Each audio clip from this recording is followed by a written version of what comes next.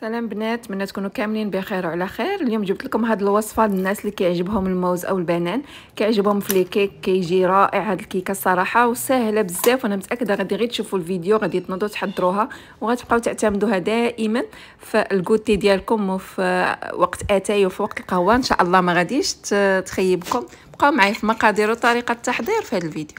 السلام عليكم. لهذه الوصفه غادي نحتاجوا 4 معالق كبار سكر خشن، كوب ناقص معلقه كبيره من الدقيق، بيضه كامله، ملعقه صغيره فانيلا، ربع كوب ديال الزيت، ونصف كوب حليب، مكعب زبده، عندنا ملعقتين صغار بيكنج باودر او خميره الحلويات، 3 ملاعق كبيره ديال الكاكاو، والموز. طبعا اول حاجه غادي ناخذ مقيله غادي نديروها فوق النار مهيله، غادي نضيفوا عليها مكعب الزبده ديالنا وواحد من معلقه حتى 2 معالق ديال السكر، وعلى هذا الشكل غادي ندوبوهم حتى يتكرمل لينا السكر وما نحرقوهش. ومن بعد ما الصوص كراميل ديالنا وجدات على هذا الشكل غادي نجيبوا الموز ديالنا وغادي نقطعوه انصاف على هذا الشكل اللي كتشوفوا في الفيديو. انا غادي نحطو على شكل النصف كامل على شكل واي فاي، او تقدروا تقطعوا الموزه دوائر وتستوها في القاع ديال المقله.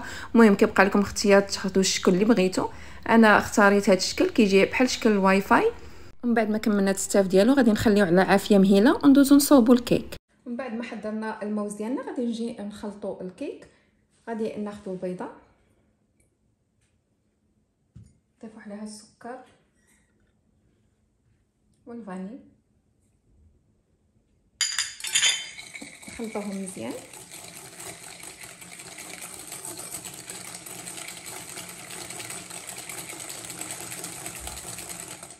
نضيفوا الزيت والحليب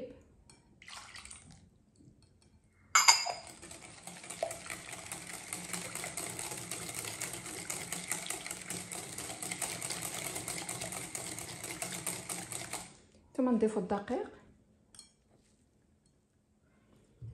والكاكاو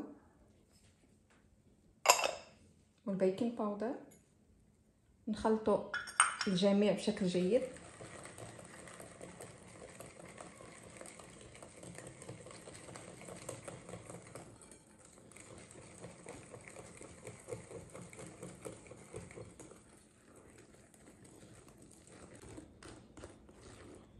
الا جاكم الخليط شويه ثقيل ضيفوا عليه شويه الحليب.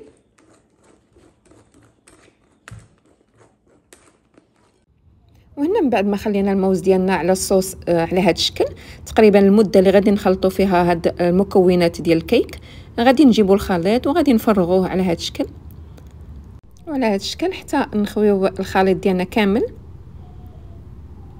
وغادي نسرحوه بسباتولا غير بشويه، نوزعوا الخليط على المقلاة كامله فوق الموز بهذا الشكل.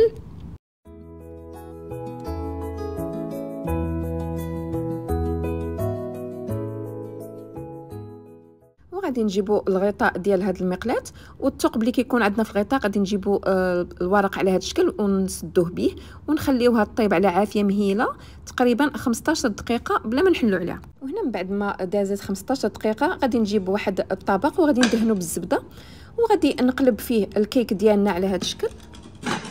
وهذا هو شكلها من بعد ما قلبتها من المقلاة، كيجي على هذا الشكل.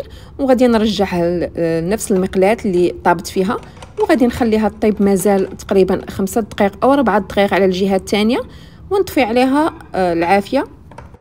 وهذا هو كيك الموز اللي حضرت معكم، كيجي على هذا الشكل ديال الانصاف الموز، كيجي باين بزاف، كيجي فيه الكراميل حتى هو باين. ان شاء الله انا متاكده غادي غير تشوفوا الوصفه غادي تنوضوا تجربوها، ما غاديش تعكزوا عليها لانها ساهله بزاف، مكوناتها بسيطه وغادي تنفعكم بزاف في الكوتي وفي وقت الاتاي والقهوه. ان شاء الله غادي تعجبكم. وهذا هو الشكل ديالها. غادي نقطع معكم واحد الطريف وتشوفوا كي غيجي. صراحه انا عجباتني الشكل والمذاق، كيجي فيها زوين.